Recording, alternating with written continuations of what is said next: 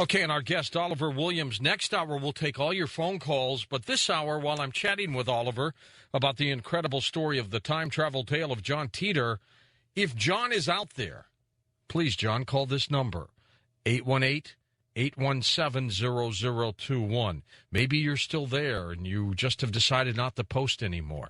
We don't know. And Oliver will, of course, chat with you. And if for some reason Oliver believes you're not John Titor, he'll just tell us. And no one's feelings are hurt. 818-817-0021, only if you're John Titor.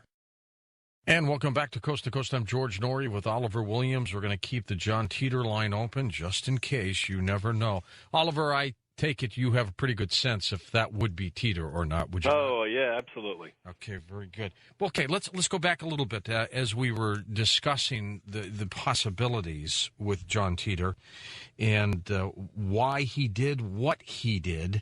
Do you think he was being a good guy about all this, or as we talked about the possibility of a, disinformation specialist? Well, if he was a disinformation specialist, I'm not sure how much damage he could have done except maybe confusing some people. But I felt like he thought he knew better. And he was a little arrogant, and he was a little disappointed with us. It's almost like a father scolding a child. And it was like, you don't know what's good for you, so I'm not going to tell you what I'm doing. But what I'm doing in the long run is going to be good for you, but it's going to be painful. And that was sort of the attitude that I think he had. Let's go to the hotline as someone purporting to be John Titor is on the line. Hi there. How's it going? Good. Very good. So you are John Titor? My name is John Titor. Well, it could be John Titor. I don't know if he's the time traveler or not. But, Oliver, ask him a few questions, and let's figure it out. Oh, sure. Okay, tell me what your father did in 2036 after the war to make money. He smoked crack and sold X pills, Doc. No, that's not John. That's not John. He's out. And we're going to get a lot of those. Oh, I know. I get a lot of them in my email. Oh, do you? Oh, absolutely. George, I think we talked about this last time, too. I get at least 10 death threats every week. What? And it's stuff in huge capital letters. You know those kind of emails? Yeah. And every word is an expletive. For some reason, there's a portion of the population, this story just ticks the heck out of them. Do you try to track them down? Oh, absolutely not. I mean... You don't do that, huh? There are ways, Well, actually, now. The agreement I have with my family is I try not to get too involved on a personal level because I know for a fact, looking at the posts, Larry has gone through this himself. He's had people track his kids down, take pictures of them at their school, post it online, post how to get to his office, how to get to his house. I mean, Larry has taken a lot of abuse over this story, and I'm definitely not looking forward to any of that. Who would be doing this? As I said, there's a group of people, a small percentage of the people that read this, and for some reason, what John said makes them very angry. They want to track the person down who's responsible for this, tar and feather them, drag it through the streets, and I don't know why they feel that way, but they do. Man, it really does get them that upset. Yeah. Earth catastrophes, what did he say? John had 3 rules when he was talking about what he would answer. He said he's not going to answer any questions that would allow you to make money. So he's not going to give you any stock tips or tell you how to do that. He said he was not going to allow you, or he wasn't going to answer any questions that would allow somebody to avoid death by probability. So in other words, he would not answer any questions about where there would be an earthquake or a volcano or a hurricane. He refused to do that. And the third one was he would not answer specific questions about names. Like you say, who is the president in 2009? He would not tell you the name because then you would have the opportunity to alter that person's life and then change things. So those were his 3 rules. So as a result of that, he never gave any specific information about natural disasters. He also didn't talk much about, sporting events or gambling things. He didn't try to profit off this. No, as a matter of fact, that was one question that really made him mad, was that, here you are, this opportunity to talk to a time traveler about religion, philosophy, physics, and all you want to know is what stock should I buy because I'm greedy and I want to make money and take advantage of you and screw other people. That's the question I have for you, Mr. Time Traveler. And that really made him upset. Do you remember the story of another time traveler who apparently took $500, came back into time, made a killing on Wall Street? They put him in jail, and one day he was just gone. I do remember that. That was like 3 years ago. Yeah, it was an incredible story, and I don't know what happened to him. Well, if you've got the ability to travel around in time, George, seriously, is that what you'd be concerned about? No. Okay. So Absolutely not. right, Honestly, if I could go back into time, Oliver, I would like to go back into the biblical period to try to witness this, because to me, that's probably one of the greatest stories of mankind. And I'd like to see that. I might even want to go back to the Sumerian days to see if truly we had visitors, the Anunnaki, from a planet X. Well, George, since you bring that up, let me throw this at you. Let's say you do go back 2,000 years in time, and you inadvertently do something which changes what happens 2,000 years ago. How would you feel? Would you feel guilty about that? Maybe I'd pull him down off the cross. Yeah. And again, that goes back to... I don't think he'd let me, though. What are our responsibilities? If we could travel in time, what exactly are our responsibilities on that? It would be so difficult not to try to get involved. Yeah. Well, the other thing John said about time travel is that if you were to do something like that, you have to stay in that reality in order to experience the results. So you couldn't go back in time and kill Hitler and then go forward in time to see how things go. Right. So if you think about that, how does that affect morality? In other words, you could do all sorts of things, or there are other versions of you doing all sorts of evil things out there. There's a good George and there's a bad George. So if you believe in God, how does God judge us in totality if there's an infinite number of Georges out there doing evil things and an infinite number of Georges out there doing good things? Let's go to another John Titor call. Hello there. Hello. Yeah. I'm John. Yes, sir. Welcome to the show. Go ahead, Oliver, because you know John Titor better than I. John, tell us what your favorite food is. Hold on. Hello? I think he's looking it up. No, we've lost another one. But he sounded like he was trying to alter his voice. Yeah, he's gone. But you're here, Oliver, aren't you? I'm still here. Okay, yeah, he's gone. So it sounded like he was trying to alter his voice. John Titor, he's gone now, Oliver. Okay, I'm here. I got rid of him. So he's off and away. Anyways, back to some of the things. Mad cow disease, you touched on that. We really haven't had a huge problem with that yet. Well, you're right. He said that it wasn't going to hit until the year 2034, 35. That's when people were going to start dropping. And, I didn't pay much attention to that until I went back and started reading on, how long the gestation period is for mad cow. But since you brought that up, this is actually one of the things that got me started on the roller coaster for the last couple of months. There was a story, and this ended up on my radar, and I put it in the back of my head, and I'm going, that can't be right. Do you recall there was a huge beef recall not too long ago? Yes, huge, the biggest ever. Right, and they said, and they didn't say why, and I went and looked it up, and apparently they're afraid that for the last year there might have been some bad beef that got into the population, and they fed it to our kids. Well, because there a lot of the cattle and cows that they used were stumbling, which is a sign of the possibility of mad cow and the way they were killing them. Absolutely, and you're right; it's already in the food system. Yeah, and they sent it to schools. The other thing, when I started looking this up, is there's a huge article, and you can find it on my website. Basically, their policy is don't ask, don't test. That the FDA is becoming incredibly lax in catching this, and they just sort of look the other way when these cows are going through. And John said this is going to be a gigantic problem in our future. We've talked about the possibility that John Titor might be out there calling in. Do you think that is possible, or do you think he is gone? I think the John that was here is gone. If John is here, it's going to be a different John based on how he described time travel worked. So, if he's a real time traveler, he had a mission to complete. He got the computer, he needed to do what he was doing here, and he left. Did he talk about other time travelers being here also at the same time? No. He did say there are 7 other time travelers in his unit, and they were out doing different things. He said that the real use in a time machine is not so much going back and altering the history or even looking at what's going on. It's getting things, because you can physically get something and bring it back with you. He says that's the real value in time travel. And that's what he was doing. He went back to get that old computer. And I'll bring this up too. a lot of people write in and they say, "Oh, that's ridiculous. If you had the ability to travel in time, why would you have to go back and get an old computer for the future?" And I found an article, and this is again on our website. NASA routinely goes to eBay looking for old computer parts because they're no longer manufactured to keep the space shuttle running. So there is precedent for doing that. I mean, NASA's doing it right now. So it's not a ridiculous idea that you'd have to go back to get old technology. You know, Oliver, did he ever get scared of anything?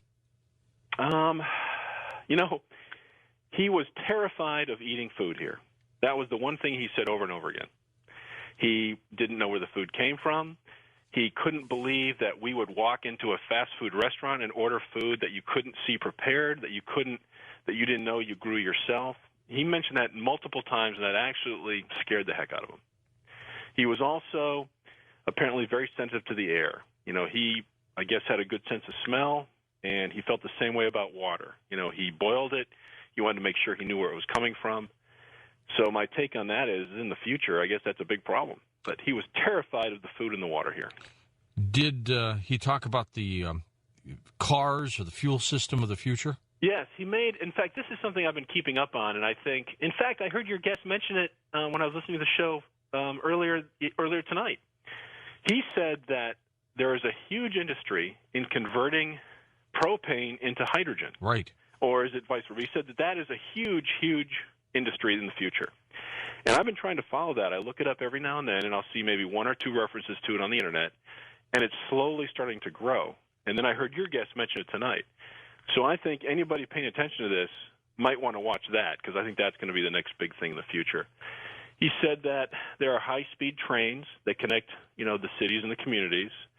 There are cars. There are just not a whole lot of them. And people ride more bikes and they ride horses. That's what he said. Did he talk about industry? Did people work? How did they make money? Was there money? Yeah, yes, there was money. And there was industry. There was manufacturing, but not nearly on the scale that we see today. You know, it was more centralized in various areas. Like this city produced cars. This city made computers. You know, so if you wanted to do that, you went to that city to do it. So there was more specialization in a community, but there wasn't nearly the manufacturing capacity that we have now.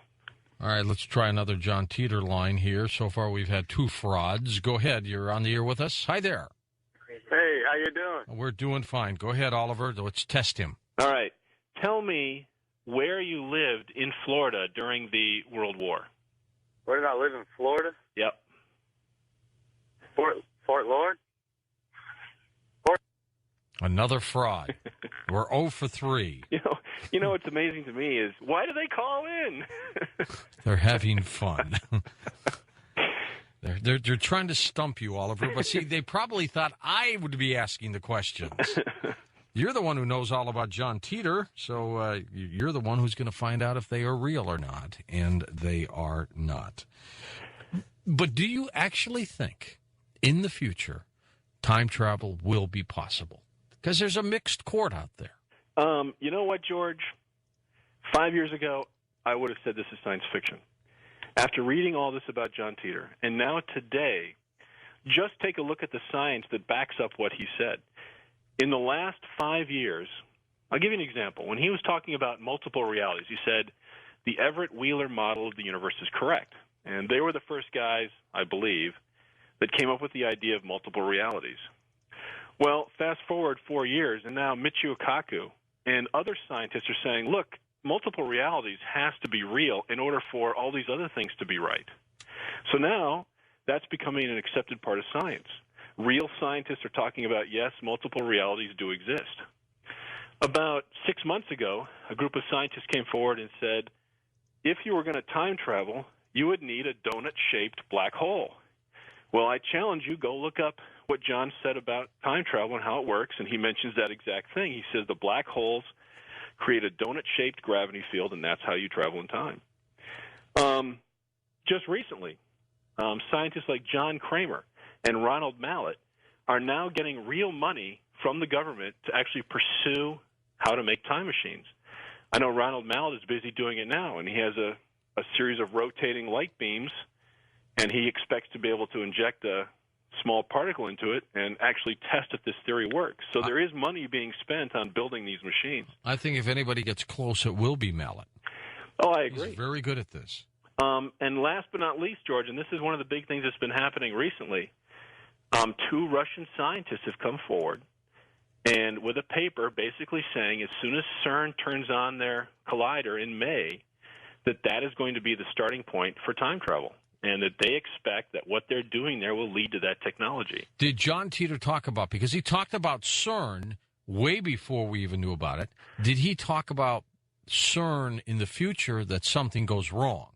No, he didn't say anything goes wrong. He said that is the starting point for time travel. It is discoveries they make at CERN that lead to the creation or the ability to capture these mini black holes.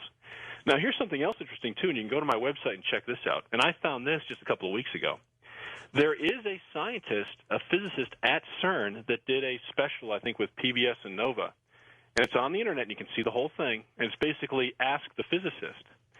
And there are questions on there that sound a lot like somebody knew the John Titor story when they were asking them. He said, tell me, these things going on at CERN, will it lead to proof that multiple realities exist? Will it lead to the beginning of time travel? You know what his answer was? What? We don't know. Yes, that's a possibility. Now, George, that is not science fiction. That is what physicists at CERN are saying. So, I'm not the judge of whether or not this is real. They're the ones that are saying it's a possibility. Well, next half hour, we're going to hear from Larry Haber, the attorney for the family. I had thought there was going to be some kind of movie made about John Titor. There was something small. Anything out there? I haven't heard. I've been trying to keep track of that. There is a group of people out there that are apparently putting a film together, and they're releasing bits and pieces of it on the Internet. I don't know what the progress with that has been, but I'm looking forward to seeing that too. Well, I had thought for a moment that the family was going to try to make a bundle on this, or that John Titor was a well-thought-out, multi-year hoax for something. I don't believe that anymore. Well, I'm not sure I believe that either. I mean, if you were going to do that, you would have done it a long time ago. Yeah, they would have. I'm thinking that if it's true, if the family's involved, if Larry's involved, if they're doing something, it may not be for what we think it is. Does that make any sense? It may be they're trying to do something else, get another message out, leave a footprint on the Internet, and that's all they're trying to do. That could be. Tell me a little bit about the John Titor website. Sure. We just updated it. Of course, we've got all the news that we just talked about. I do a little podcast. I've been trying to keep up with it. So if you want to hear me yapping about latest things going on with John Titor, you can go there and find out. And if you look up John Titor on YouTube, you can see some videos I left there myself, and, of course, a whole ton of stuff other people are doing. What do you think he looks like? That's a good question. I think, and this is something he posted, I think he's a white male. I think he's in his late 30s. I think his hair is short.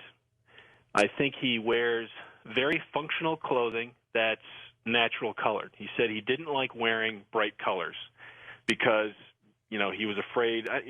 He made reference to the fact that he was fearful of wearing bright colors because he was easily seen. He wore greens and blacks and things like that. So I think those are all leftover things from his childhood when he grew up. He wanted to blend in. Stay with us, Oliver. Much more to come on Coast to Coast AM. And our special guest, Oliver Williams. Next hour, we'll open up the phone lines for you. I'm just about giving up on our John Titor hotline. John is probably gone. And welcome back to Coast. I'm George Norrie with Oliver Williams. Oliver, what about the possibilities that Titor was just someone from our own time era, but he was a psychic and was just very intuitive? Well, I suppose that's possible, but even that's remarkable. The best theory I've heard, if he's not a time traveler, is that it's a large group of people, maybe 10 or 12, that all specialize in one or two things, and then they got together and created this guy. Yeah. If you think about it, you'd have to know about physics. You'd have to be able to draw. You'd have to, know about science. There's a whole host of things you'd have to be able to know about to do this. But the bottom line is they still saw the future, whoever they may be. Got it right. Yeah. there's a couple of things here. These are just little, but just to whet your appetite. Here's a couple of interesting things that happened in the last few weeks, which I thought were kind of interesting. When John was asked he was asked once if there was any poetry from his time that he remembered, and he recited a few lines from a poem that he said was written in the future. It's called "A Soldier's Winter." And I got an email about a month ago from a guy who found that poem online. It was written in 2005 by a soldier, as John said, and when you look at the lines, they are damn close to exactly what John was talking about. And he said that as time went on in the future, it was changed and added to, but that poem now exists 5 years after John said it was going to be written. Something else he pointed out was that he said that in the future, the Internet is done by using these self-powered, solar-powered nodes that can transfer the Internet quite a long distance. And last week, Motorola came out and said they now have it. It's a little box that goes on top of, like a telephone pole. It's solar-powered, and apparently you can space these things about 60, I think it had 60 miles? You can use these things about 60 miles apart, and it was exactly the system that John described. Of everything that he talked about, what one prediction, what one glance into the future still amazes you? You know, I still lean on the CERN thing because, in my opinion, if John isn't real, then the science is not going to be real. I mean, you can say, oh, we stopped the Civil War, oh, this isn't coming true. But if the science is real about time travel, then I think that there's something to this. And so far, it has been. Everything he said about the way his time machine works and about the way the science works is now being backed up by real scientists and real money. What if they can only go into the future, in the future? You just can't go back. Well, I looked into this when he talked about a specific thing. Anybody can go online and look this up. It's a special type of black hole called a Kerr black hole. And I guess it was a scientist who's still alive. I think his name is Roger Kerr. I can't remember his exact name. But he laid out the exact mathematics for these special types of black holes where you could pass through them safely and end up in a different universe. So to some degree, you're right, George. You can't travel back in your own time, but you can appear to travel back in time by passing through this black hole into an alternate universe. So, based on the math, based on what he said, it looks like it might be real. It's incredible. We're going to play the portion of the Larry Haber interview in about 7 minutes or so, Oliver. He was picked up. The Titor story was picked up all over the place. Even Larry Flint, publisher of a Hustler magazine, is interested in him. That was 2 years ago. And in fact, I still get, I get requests to do newspaper interviews. Lots of little broadcasts on the Internet are still interviewing about it. So, a lot of people are just finding out about it now. You're not John Titor, are you? No, George, I'm not. I do get that every now and then. I always ask you that. It's the disclaimer of the moment. I'm trying to think, if I was John Titor, what would I do? How, would I have done anything differently? And, no, I'm not. I get that all the time, but no, I'm not John Titor. Did John ever talk about going beyond 2036? Yes, he did. He said that there are missions that go into the future, but they're not really that useful.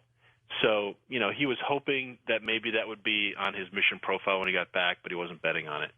If you think about it, if you go into the future, you're only going to be able to experience what's going on in that world line, then you got to come back.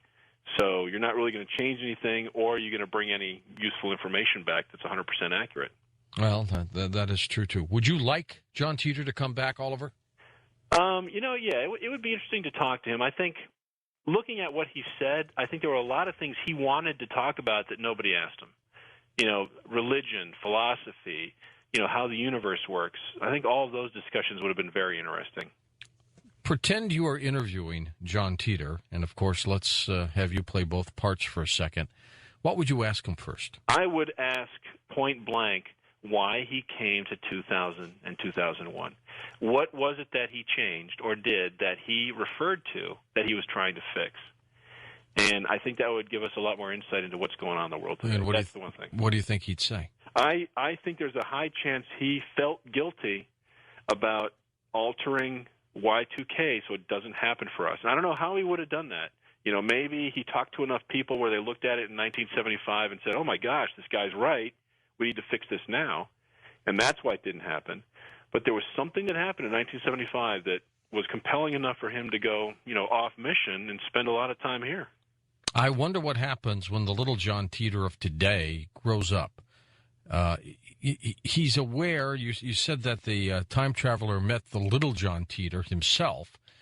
I wonder if the little John Titor knew who he was. I mean, did he say, I'm you in the future, little guy? And the guy probably, the little kid has no idea what he's talking about. Yeah, I think, I'm thinking about that. And John claims to have been born in 1998. So if he went to 1998, that might have been the reason he went there. That was when he was born or about to be born. So he came forward to 2000, 2001, he would have been 2 or 3. So I don't think he'd been old enough to know who he was, but certainly that had to be a bizarre experience, meeting yourself, as a kid. I recall him saying that he remembers incidents where he saw his parents interacting with his young self, and then he had realizations about why they were doing that or why he was the kind of person that he was. Imagine being able to go back in time and look at your parents interacting with you, and then having an insight as to how that affected your personality and made you who you were. What would you do if you saw yourself, Oliver, as a little boy? George, I don't know. It seems fascinating, but at the same time, it seems scary, doesn't it? I mean, I would. You know what I'd say? Well, I'm kidding, of course. Microsoft. Yeah, Microsoft, exactly.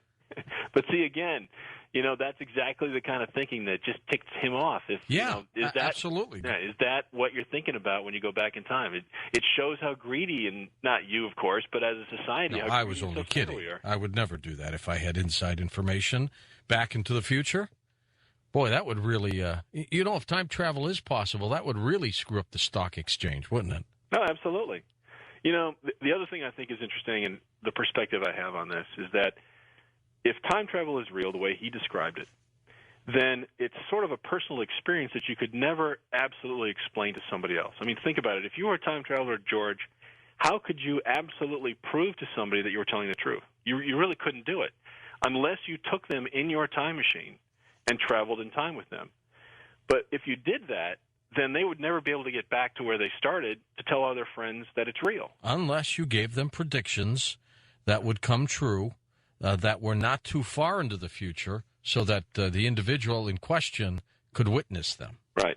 But even now, it's ridiculous, George. How can you believe in this? I mean, I second-guess it all the time. I just can't bring myself to fully believe that this is true. Well, I know that. I agree with that, except if one believes that in the future time travel is possible, then you have to conclude that they came back during different time periods, like the UFOs could be. Lots of people speculate that they are future time travelers. I mean, so that is possible. I mean, when we open up the phone lines, when Art has opened up the phone lines and time travelers call, sure, most of it's entertainment and fun, and 99.999% of the people are people here on this planet during this time period. But, there's always that moment of doubt that if time travel is possible, then you're going to get a time traveler who calls the phone. Now, Larry Haber is the attorney for the John Titor family when they were living in Florida and then they moved to Nebraska. I had an opportunity about 2 years ago to talk with him, and we also talked with John Titor's mother through Larry Haber. This is an edited version. We tightened it up a little bit, but I would ask Haber a question to John Titor's mother, and Larry would relay it and then get the answer and bring it back. So for brevity, we've put this together. Larry, can you tell us, first of all, your association with either John Titor, the time traveler, or the family? I was contacted by a friend of mine from law school a few years ago and said that he was looking for somebody that did some entertainment law work, which I do, and then explained to me the story that is probably pretty well known to the people that are listening right now. And I said, well, it doesn't make a whole lot of sense to me, and I don't believe it. He said, no, give it a try. I really need some help with this thing. So I went ahead and took the couple of calls and have been involved with it for the last 3 years now. Are you baffled, perplexed? It is indeed a strange story, is it not?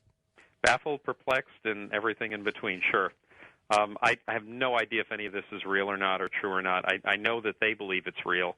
The few times I've had direct contact with the family, and the many times I've had it through my friend, have led me to believe that these guys really think that everything they keep talking about is absolutely real. But I'm too far removed from it to really get a good handle on it. Larry, have you met anybody face to face? No. I Okay. have not, except for my friend who, well, I haven't seen him in years. So I know the person that has made the contact with me, but not anybody from the family. Just a couple of phone conversations with John's mom, Kay, and that's all I've had. Okay, but you still represent them, I assume. I represent them, that's correct. Okay, now I understand you have Kay on another line. She does not want to come on the program directly with her voice, but she will answer questions through you. So let me first of all ask you if Kay saw John Titor from the future John Titor. Okay, let me ask. Has Kay seen John Titor from the future? She's telling me that when he left in March of 2001, she hasn't seen the older version of him since then. Since then? Correct. Is there a smaller version of John Titor, and if so, how old is he right now? There is, and he's about to turn 8 years old. About to turn 8 years old. Has the 8-year-old John Titor met the adult John Titor from the future? I'm glad I'm asking her that. I couldn't answer any of these things. Hold on. They were together for the 3 years when John was here. The future John was here in the past, I should say. It gets a little confusing. Did her future son talk to her at all about the family, how long they would live, or anything personal like that? Kay was pretty insistent that she said that at the time she said, absolutely not, I don't want to know any details of the future because she was just spooked her. So as far as I can tell from her right now, they have no idea about anything that took place in the future or will take place in the future. Larry, how did you first come about and meet the John Titor from the future? How did that all occur for her? In April of '98, he visited them in Florida and stayed for a couple of months, then came back in June and spent the next 3 years with them, but knew how to find him because obviously he knew where he was living back then. Why did she believe this individual who would probably show up at their doorstep and say, "Hi, Mom, I'm John Titor"? I'm John, right. Yeah. Good one, because, again, that's the biggest one for me to try to figure out. Hold on. Good question. She says to first meeting she knew it was him, but it took her about a day to really accept it or figure it out that it was real, or that it really could be real. I don't think she still was convinced that quickly, but she's telling me how I'm trying to repeat the words. How can a mother not know her son, basically? Even if he's much older. Right. Was she proud of him? Basically terrified. Terrified of him? Why? Terrified. I think it's for the same reason, not wanting to be on the phone now or get more involved than this way. Just when you get hit with something like that, she said, basically, I'm not that sophisticated a person, and to get hit with something like that, it was, why would my son come back? What's wrong in the future? What's going to happen to us? What's going to happen to everybody, and so on. So it took her a while to get over the fear. Very afraid, very fearful. Quite almost terrified, I think, from given the way her voice sounds. Is she pretty well convinced that John went back to his own time era, or has he moved on to other time periods? She doesn't personally believe he went anywhere else. He really didn't enjoy what he went to do the first time around, and she thinks that he probably would have stayed and not accepted taking another assignment. Okay, so if I understand you, she thinks that John Titor from the future is still here in our time period. No, is in his current time frame in the future. She went back. Didn't do any more time traveling, right? Okay. And that's part of the reason why he probably hasn't been back here. Understand. There is a book that is being sold now. It's called John Titor, A Time Traveler's Tale. It's a paperback. It's by John Titor. I assume is written by the mother. Do you, Larry, as the attorney, do you have anything to do with that? Do you represent them on that at all? Just in terms of getting the publishing, I can tell you that all I was responsible for was to make sure that the copyrights were filed writing the things really incidental to it, but had no other involvement with the book itself. Self-published, or is there a big publisher behind it? Self-published. No, self-published. Okay. Is there anything else on the horizon with regards to this John Titor story that you know of? Well, I am aware of a movie. Kay had hired me, or actually continued to hire me, but asked me to about a year ago to take a look at making some type of video or film about the story, so that it would be more widely known than just what's out there now. And so, because I do entertainment work, I'm in Orlando and do work with a lot of video companies. One of those companies is working on a film. I have no idea what stage they're at. They told me that they've spent some time with some phone interviews, and they were going to put something together for release this year, but I haven't seen anything or really don't know much more about it other than that. I'm sure the family wishes to remain somewhat anonymous, so they moved from Florida to someplace in the Midwest, I understand? Nebraska, from what I understand, but that's just what they're telling me. I couldn't tell you if that's really where they're calling from. When they call me, it's no caller ID. Okay, so she is relatively confidential still, I assume. Correct, and wants to remain that way. That's the problem. I've probably only talked to her 3-4 times out of the whole couple of year period, and most of it is just through either emails or through a friend of mine that relays messages. Well, there are a couple of possibilities, Larry, as you know, and as you mentioned at the outset. Either it is a true story that there is indeed time traveling going on in the future, and that some of these individuals, including John Titor, have come back into our time period to warn us about some events, or this may be one of the most methodically thought out hoaxes I've ever heard of, in that most hoaxes occur and they go away. This thing it seems to be well planned and well thought out as an event.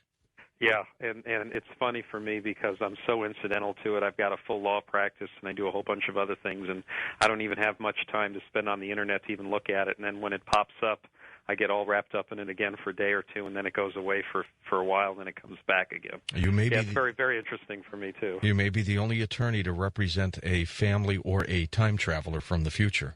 And I am very interested in the sciences and the possibility of that, so I keep going along, and hopefully I'll find out, too, someday. You're not getting paid in $2,036, are you? No.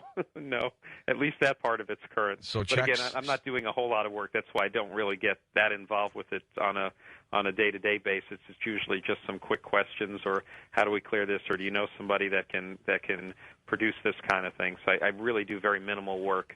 My involvement with stuff like this and interview, and even I got interviewed for a documentary that was out that was produced last year.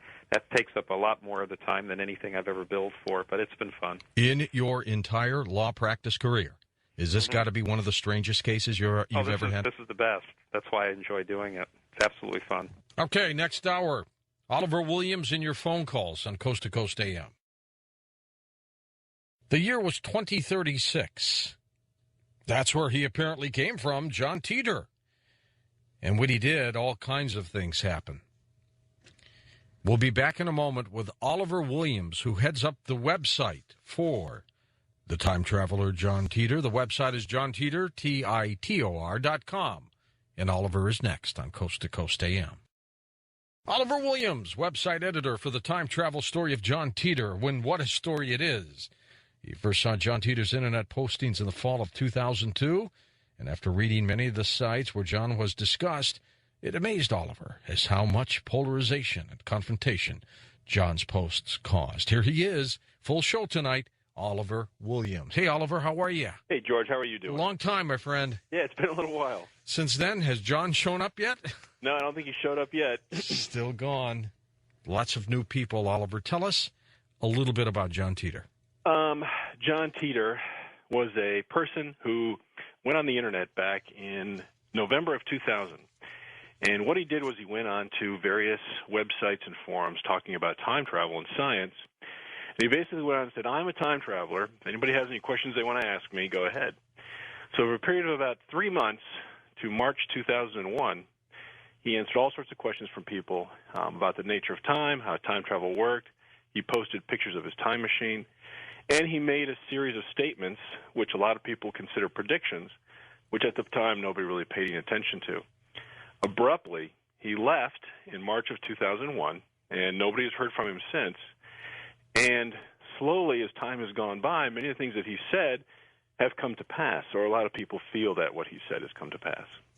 When he started posting on the Art Bell website at the time, the furor started, and then all of a sudden, this thing just spread all over the internet, didn't it? Absolutely. I have my own theory about how that happened or why it happened, because I think it's what got me into it. But he said a couple of things right away. In fact, it was one of the first things he said. He was talking about how his time machine worked, and he said that in the fall of 2001, CERN was going to make an announcement that they expected to be able to create mini black holes in their new collider, which will be coming on soon. Very soon. And I'll be darned if a few months after March, that's exactly what CERN did. They came out and made that announcement. I think it was that single event which caused it to catch on. Then people started talking about it, going to the Post, looking more closely at what he said, and that's how it started. Tonight we're going to talk about some of those things that Titor talked about to see if they have come true, and some of them, of course, are in the future as well. What kind of an individual did he appear to be when he was doing his postings, Oliver? Was he approachable? Yeah, he seemed friendly enough. He would answer any question that was given to him. I think he was easily kind of annoyed by some of the things he was asked. And I also got the impression after reading that he was a little bit surprised by our society. He harbored some anger and some, discontent towards us. But I think overall, on an individual basis, he seemed like a pretty nice guy. But he definitely had his opinions about, our time and how we lived our life. Now, he was from the year 2036, but when he came back into our time period, the real John Titor, the little boy John Titor, was around, right? In Florida, I guess. That's correct. He claims to have been with his family while he was online. He was using his father's computer, and he was staying in the home of his parents at the time. And what he claimed he did was he basically walked up to him and said, "Hi, I'm your son from the year 2036. He said he was able to prove to them beyond a shadow of a doubt who he was. And then he stayed with them for that period of time. And while he was with them, the little version of himself that is in our time was with him. And I think at the time he was 3 years old. So today I think he would be 9 or 10. But yeah, he did claim to have met himself as a younger child. Now, I didn't think you could do that, or at least that's what I heard on the various Hollywood movies we would look at. Well, in the, how long has it been? 5, 6 years since I've been following this? Yeah. Of course, you can't help but read about time travel and time travel theories, and even that is fascinating as it relates to this. But according to John, you don't really go back in your own time. The concept of time travel is really made up of a series of multiple universes. So what John did was he basically traveled to a multiple universe that looked exactly like his, except it was a little bit farther back in time. So he wasn't in his own past. He was basically in the past in another universe, and that's how you can meet yourself. Oliver, next hour, toward the end of the hour and before the hour we take phone calls, I'm going to play that clip I've got with Larry Haber, the attorney for Titor's family. It's an incredible interview where his mother is on the phone. She didn't want to go on the air, and so questions are being relayed back and forth to her, and Larry answers it. And I found the attorney, as I found you, to be impeccable, and you all appear to be honest. Well, I appreciate that. Yeah, I remember listening to that too, and it's actually kind of frustrating because, I'd love to talk to her, and I'd love to have an in-depth interview with Larry, but they're both very difficult people to get a hold of. Yeah, absolutely. Larry did this as a favor to the show. He had apparently heard so much about what we were doing on Titor, and he said, all right, I'll talk. Just an amazing situation. Now, let's go back a little bit on the motivation of Titor. Why did he come back here? If you had asked me that question 4 years ago, I probably would have had a different answer. But I have and I probably did. One of the things I noticed, every day, well, not every day, but every other day I'll sit down and I'll do a little Google search. I'll look up black holes. I'll look up time travel. And that's how I kind of relate it to what's going on with Titor. What I've noticed is if you start looking up things, for example, CERN, if you look up CERN and black holes, John Titor is in the top 10. If you look up converting methane to hydrogen as a new fuel, John Titor's in the top 10. That is incredible. If you look up the IBM 5100, John Titor's in the top 10. So I'm beginning to wonder now if he knew that this was going to happen and that he's actually trying to get some information out there to somebody who he knows is going to be exposed to this because of where it is on the internet. That's what I think is going on now. Well, that's a good point. He apparently, at least when we talked a long time ago, needed to get some computer parts from one of those 5100 IBMs? Correct.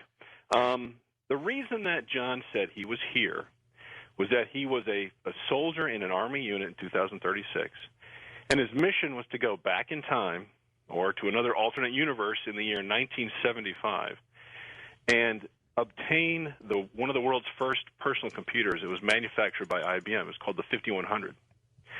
And, according to him, he completed his mission and he got it, and he even talked about it while he was here.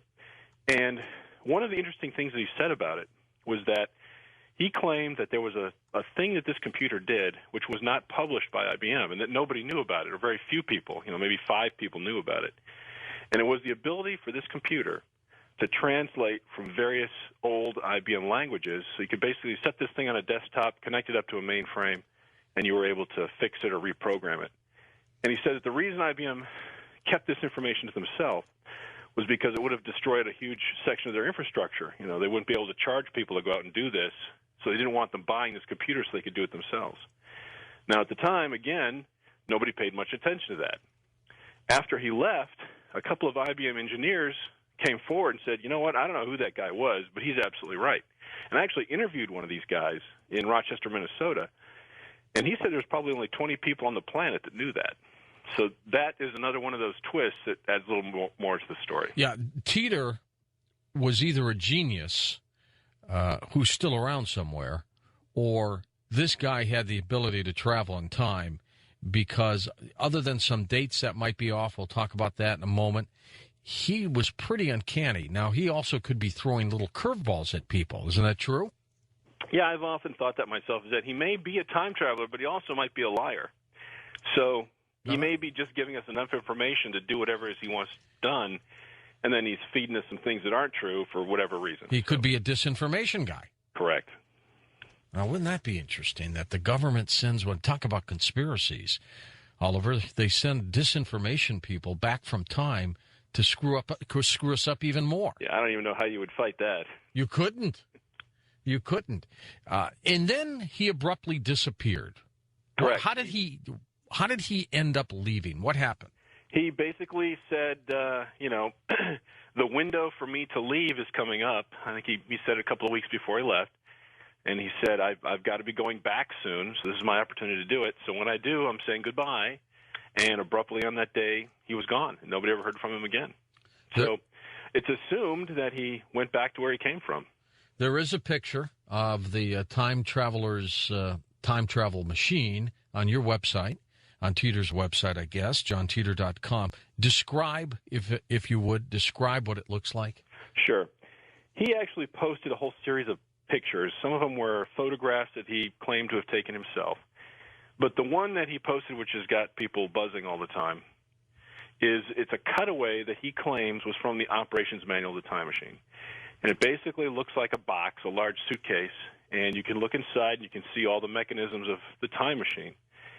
And for a long time, people were trying to figure out what this was. It's obviously a picture of some machine. And a lot of people spent a lot of hours trying to track this thing down and figure out what it was. Some people think it was some sort of a radio, an Army radio set, or some sort of a biological or nuclear detection system.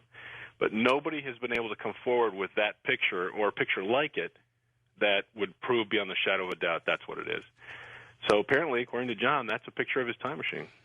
And nobody's been able to duplicate it by looking at it, I guess. Correct. Nobody's been able to look at it or build it. But it's a pretty detailed, schematic of exactly what he was talking about, how his time machine works. Was he very elaborate in his postings? He had limits. He said this a couple of times. He says, I can answer your questions about how the machine works. I can give you the physics. But, I'm not a scientist. So I can't give you absolute details. I guess what he referred to, I remember him saying once, if you were to approach a pilot of an airplane, it's unlikely that they're also aerospace engineers. So he said that he knew a lot about how it worked, but if there were certain details that were too technical, he wasn't able to answer them. Oliver, because, you've never been able to find the family, and we've only talked to Larry Haber, the attorney who knows where the family is. Apparently they moved to Nebraska? Correct. They lived in Florida for a period of time, and then after John left, they moved to Nebraska. And the only significant thing I can think of there is that Nebraska, according to John in the future, is the new capital of the United States. So I'm guessing there's a connection. Either it's safe there or they're expecting something to be better there, but they moved away from Florida. And this is actually right before the hurricane season, too, if you recall. Oh, that's a good point. So right before the hurricanes hit Florida, they were gone. What did he say about the year 2036? Again, John describes his future, which is not our future. In other words, he made the point that if he were to get into his time machine here and go forward, it would not look like his future because this is a different universe. It would be similar, but it wouldn't be exactly the same. He described his future basically recovering from Y2K, which did hit his future. Now, do you think he might have been in a parallel universe? Oh, absolutely. I think that, based on how he described time travel works, he was from a parallel universe that looked pretty much like ours did, except in his, Y2K happened. As a result, there was a civil war in the United States. It started in 2005 and ended in 2010. And then there was a world war that began in 2011 and ended in 2015. In 2015, this global war involved a nuclear exchange, and the United States, along with Europe, China, Russia, all the other major powers, were all involved. And he said that the U.S. government basically came to an end as we know it right now. It became much more fragmented, and the United States divided up into 5 main areas that were composed of the states in that area.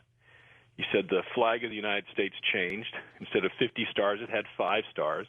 Jeez. Instead of a single president, we have 5 presidents, and they are rotated out on an alternate basis. So you always have, he said that the reason they did that was that they could have a consistent foreign policy. Instead of having one guy leave, if you had 2 or 3 guys in there that were the same, then your foreign policy was more consistent. Were they still voted for? Yes, absolutely. He said they were still voted for. In fact, he still described the United States as a representative republic. Still strong militarily? Yeah, I would assume if there's an army unit that could send people back in time, I would probably assume that we probably still had a military. So even though it broke up into sections, it still stayed strong. Absolutely. Okay.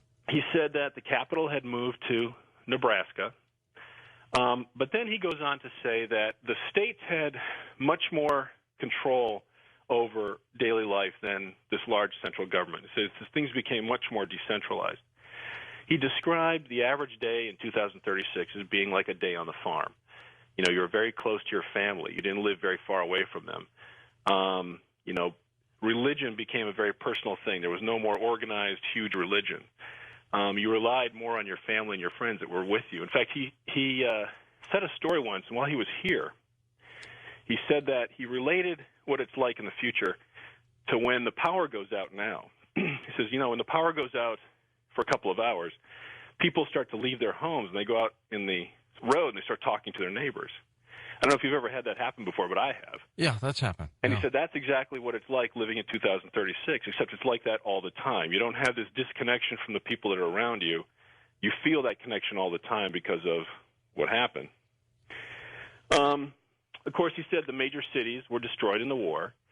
However, the development of technology continued.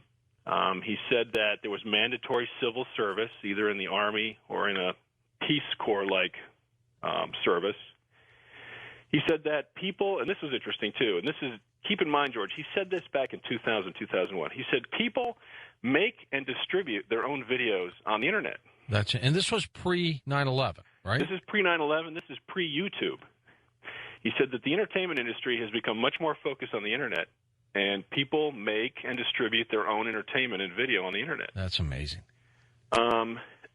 He said there were no large, huge stores that distributed, tons and tons of products anymore. In fact, he also told a story when he was here with his parents when he walked into, I think it was a Walmart or something, and he said he, physically became ill when he walked into this huge store and saw all these gallons of milk, all these rows of plastic toys, all these things that he had never seen in the future in one place.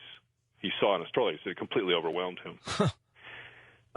He also said that it's hard to have children in the future, that being able to have children is a very, I don't use the word special, but he said that because of a lot of problems in the future, that it's very difficult to have kids, and that was something that was much different than it is now. Did you need approval for kids? I don't think you need approval so much as that physically, I guess as a result of the war or disease or whatever, that having children was much rarer than it is now.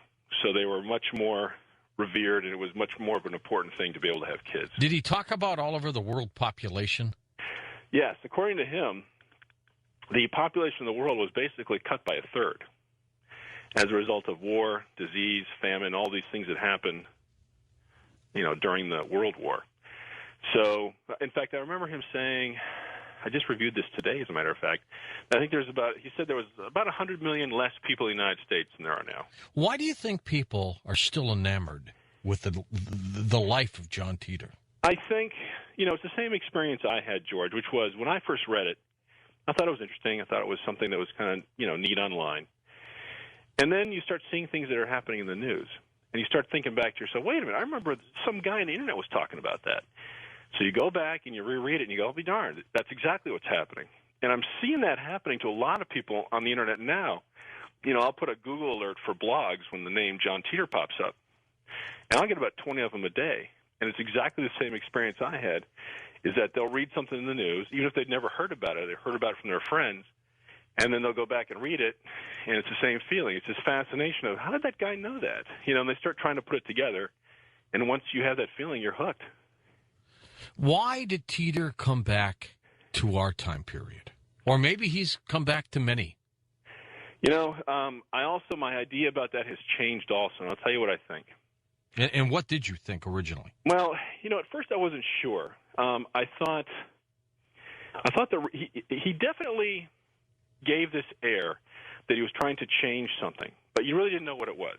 Because you ask yourself, if you were a time traveler and you came here for whatever reason, why would you go on the internet and start talking about it? Right. But back then, the internet was, I don't know how to put it, safer. You could hide your identity. It was easier to move around. There weren't as many people on there as there are now.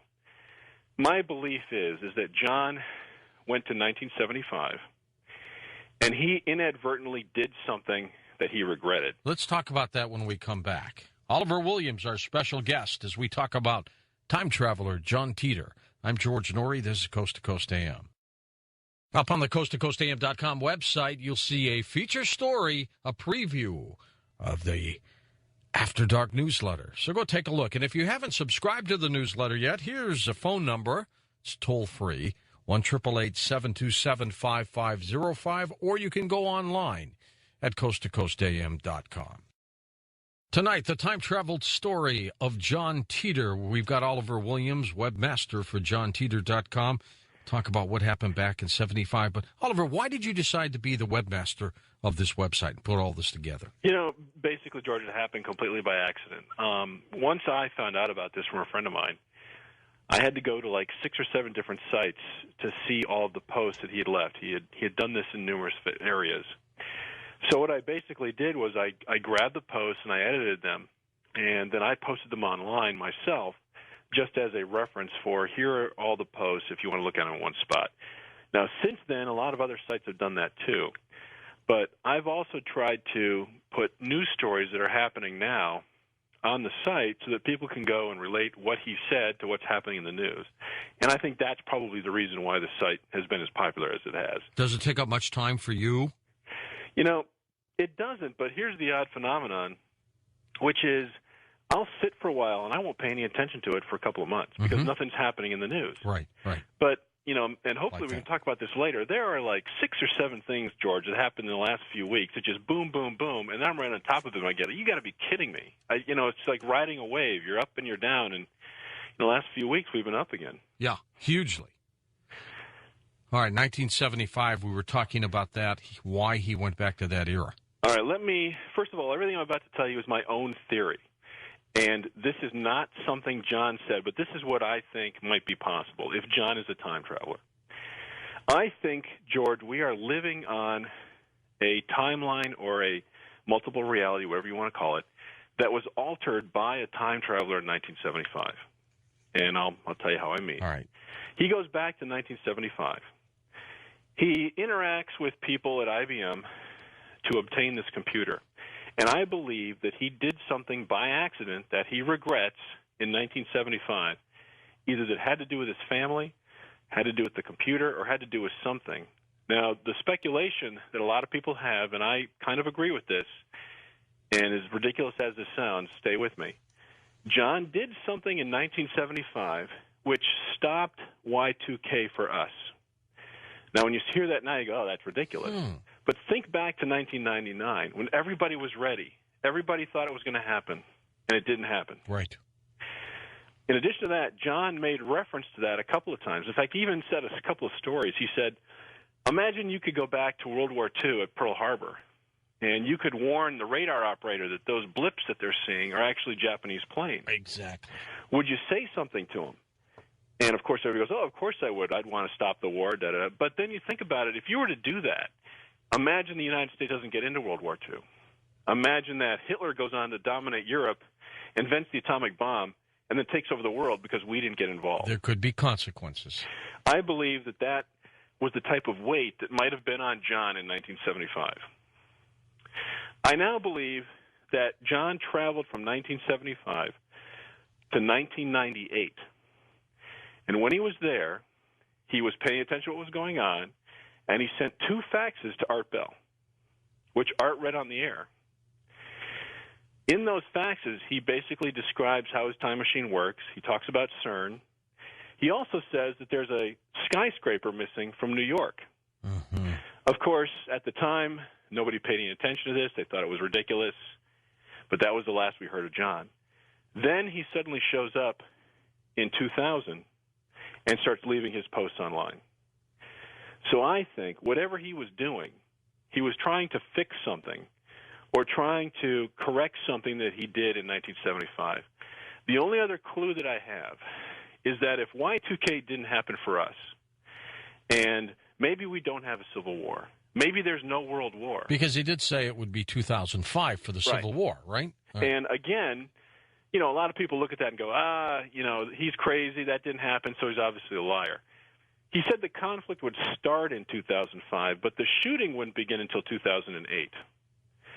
So, you kind of look at that both ways. Either he was wrong, he's changed it, so it's different. There's lots of outs for that. But my guess is that John thought the war would be good for us because it would lead to the type of society that I just told you about that he came from. So I'm wondering if that wasn't what he was trying to do. In other words, he saw that he did something which in the long run was going to be bad for us, and he was trying to correct that. Do you think he might come back? Based on how he described time travel works, I don't think that's possible. In other words, I don't think we're going to see exactly the same John come back and visit us. So, no, I don't think we're ever going to see that John again. Try to imagine what he's doing right now, Oliver. Yeah, he's back in 2036. So, I don't know. He talked about continuing to do other missions, but he said his specialization was going back to the 70s. And he also said that because of the type of mission that he was on, he was related to the people that he was interacting with. Did he have a family in 2036? Yes, he said his father was still alive, I believe. And I don't think he talked about his mother much, but he did live with his family. His mother and father were still alive in 2036. What about time? What about travel, space travel? Did he get into that? He did. He said that, of course, in his world line, they were more preoccupied with the war and survival, and space travel took a break. But he did say that they were trying to do it again. As a matter of fact, I remember him saying, I think he said something about being able to use this technology to travel in space. But he said that if you used it in space, you would basically be traveling between realities or multiple universes in space also. So yes, you could travel to the moon in record time, but you'd have to travel into another universe that looked just like yours, maybe a second or so ahead. So it wouldn't be the same, but in effect, from the perspective of the traveler, they would be traveling great distances. Let's get into some of the specifics on his elaboration of how time travel works. Absolutely. All right, John basically said that time, and I'll talk about how he said time travel works, and I can talk about the machine later. Okay. He said, imagine the last time you were at the barber shop, and there are two mirrors on each side of you. And you look one way, and you see all these reflections of yourself going in one direction, and you see all these reflections going in the other direction. He said, basically, that's what it's like to travel in time, is that you have the ability to step out of the room that you're in into the next room where you see your reflection next to you. But while that's happening, all of the reflections of you are also stepping into the next room. So if you were to travel 5 minutes back in time, chances are the version of you that's there now is also a time traveler, and they're going to travel 5 minutes into the past. So you wouldn't meet yourself doing that. And the new universe that you're in would look pretty much like the one that you just left. You with me so far? So far. Okay.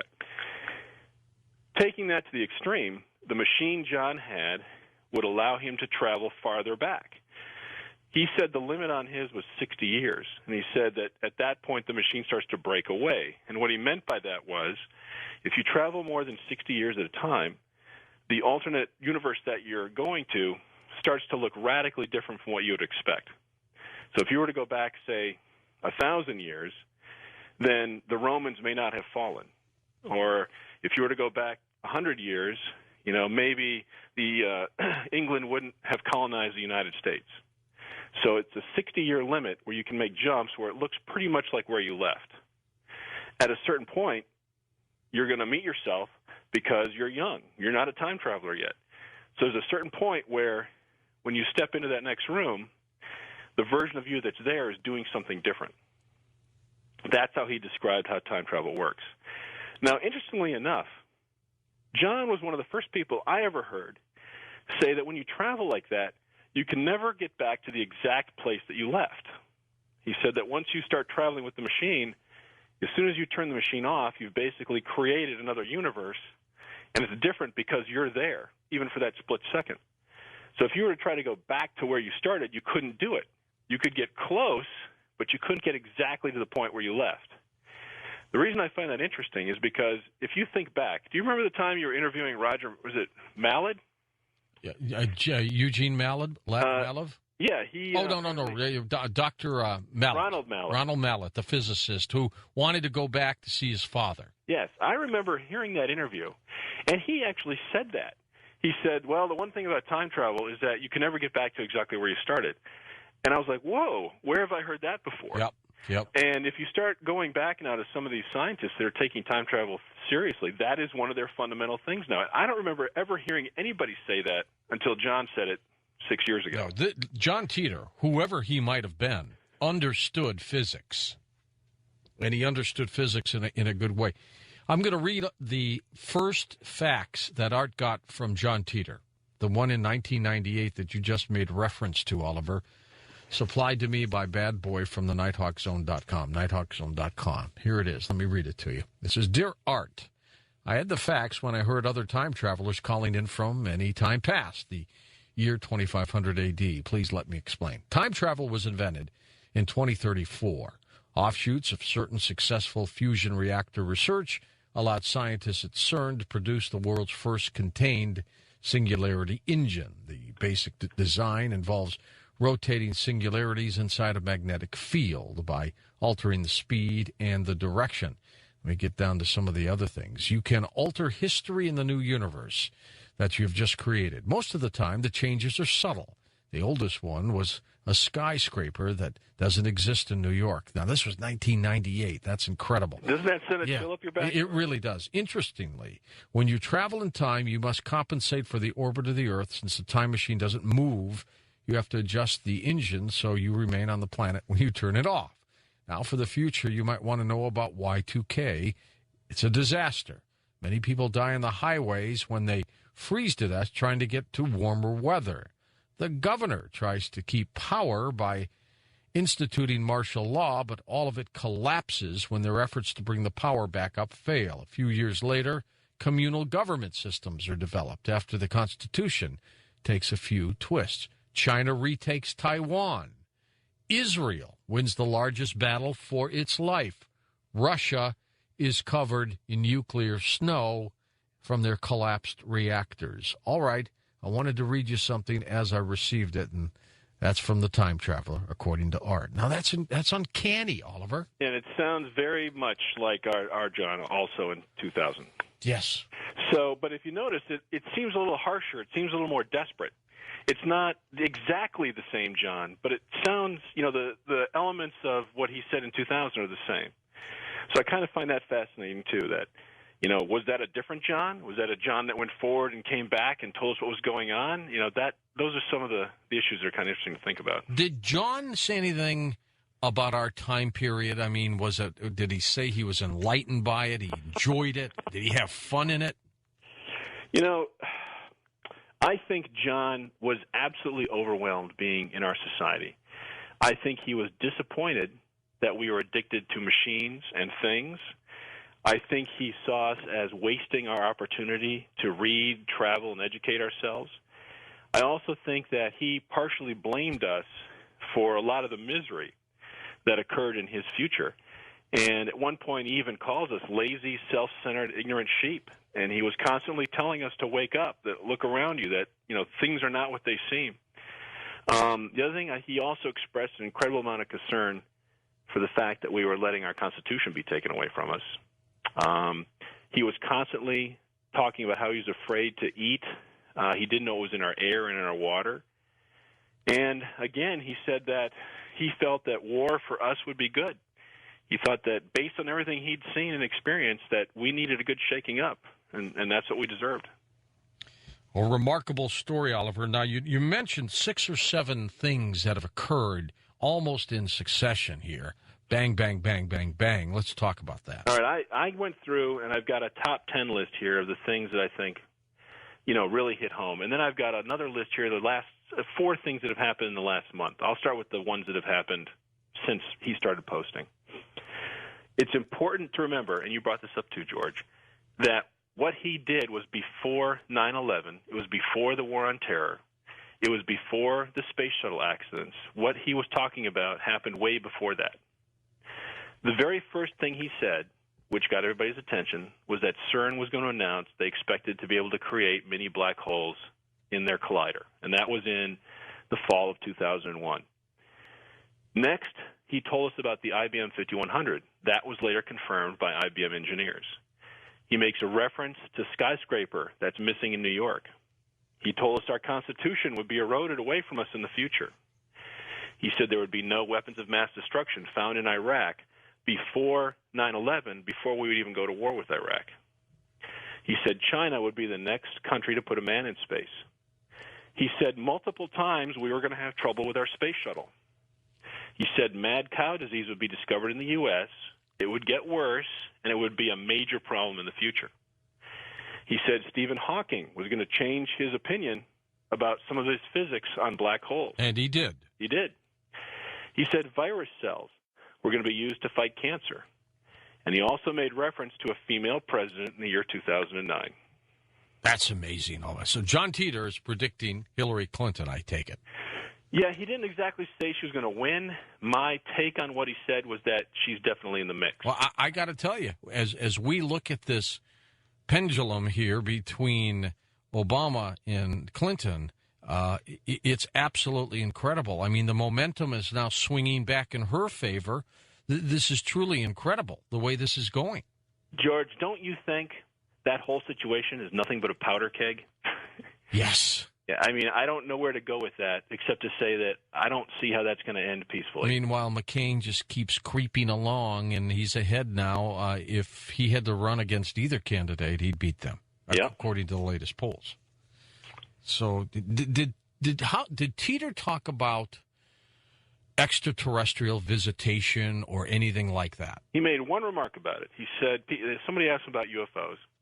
And he said, I don't know exactly what they are. My guess is that they are other time travelers like myself with more sophisticated time travel machines. That's what he thought they were.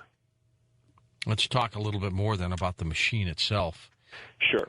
And how big was it? All right, the machine, he talked about different versions of the machine. He said that he had, it's called the C206, and it was built by General Electric. He also made reference to another machine called his was the C204, but he made reference to another one called the C206. He basically said it's a box about the size of a large suitcase, and it's very heavy, and it basically operates by using two mini black holes, which are electrified and rotated to create a gravitational field around the box and around the user. And when you manipulate this field, it allows you to travel between these dimensions.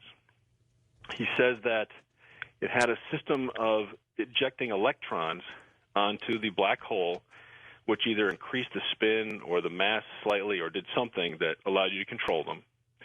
He said there were a series of cesium clocks that checked the timing on the black holes, and that's what they used to navigate by the second, going backwards and forwards in time. He also said there was a system called VGL, which stood for Variable Gravity Lock. And he said what this system did was it basically sampled the gravity before you used the machine, and then it sort of kept you in that position while you were traveling in time. And this is how you avoid flying off the Earth while you're using the machine. So it purposely keeps you attached to whatever large gravitational mass you're next to when you're using the machine. All right, we're going to be back in just a moment, Oliver. We'll talk a little bit more about the machine. Oliver Williams, webmaster for JohnTitor.com. And I'll tell you what we'll do next hour. I'm going to open up one phone line in the event John Titor is out there somewhere. John, I want you to check in with us. Oliver, your role will be, as we continue our discussion, is to ascertain whether that's John Titor or not, or a fraud. That phone number for you, John Titor, is 818-817-0021. Please, just John Titor, call 818-817-0021.